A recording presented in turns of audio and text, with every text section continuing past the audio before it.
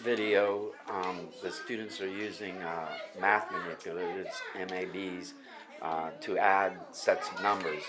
This was the first day of them working with the MABs, and we had started with giving them two 12-sided dice. The two students you're watching right now are higher students, so near the end of the period, they were rolling, I don't know, 6 or 8 dice at a time and adding them together. The idea was for them to So what numbers did you put add first, together to get 70? put out tens and ones for their whatever their number was, or just ones, and then as they add them together to trade them in for sets of tens, so that they were learning how 10 singles make a 10, and so on and so forth. This student and her partner, they were working in partners, and they kind of chose to let each one take a turn. I was hoping they would work more together, but as you see, she's up to doing 4 at a time, and you can see now exactly how she's got them spread out, and now she's going back and trading, and then she'll regroup into tens, and so that one, she's counting how many she's got and grabbing a couple from another one.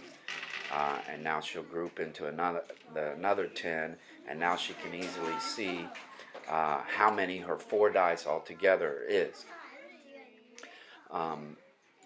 We're doing this before teaching them the algorithm of carrying, and and then eventually borrowing and subtraction, to make sure they have a good understanding of the base 10 system, rather than just memorizing the rules.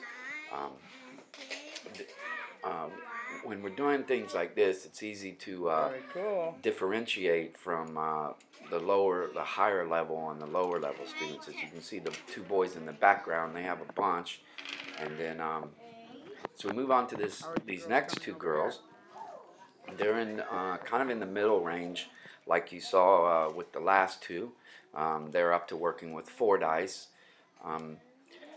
After the next day when we did it, the students who really grasped the concept, I gave them cards with double-digit numbers to use for their adding, so they could use a card or dice. So in this scene here, the 2 students on your left are 2 of my lower students. In fact, the one in the red shirt there, she's got an IEP, and she's struggling to recognize the numbers on the 12-sided dice. So she can count, but then when she sees 12 or she sees 11, she doesn't necessarily remember the name. So she's asking me on the one photo she was at, or the one shot, she was asking me what it was.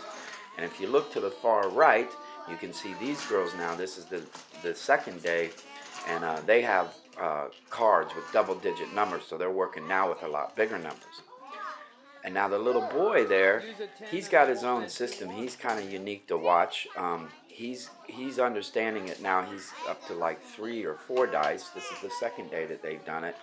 And so he creates his own little pattern as he counts them out into tens and exchanges them for tens.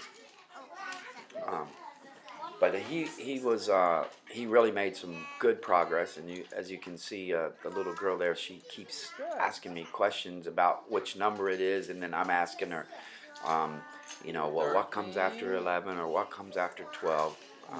So in doing an activity like this, it's easy to differentiate and to provide exactly what a lower student needs versus a higher student, and yet they're all kind of doing the same activity.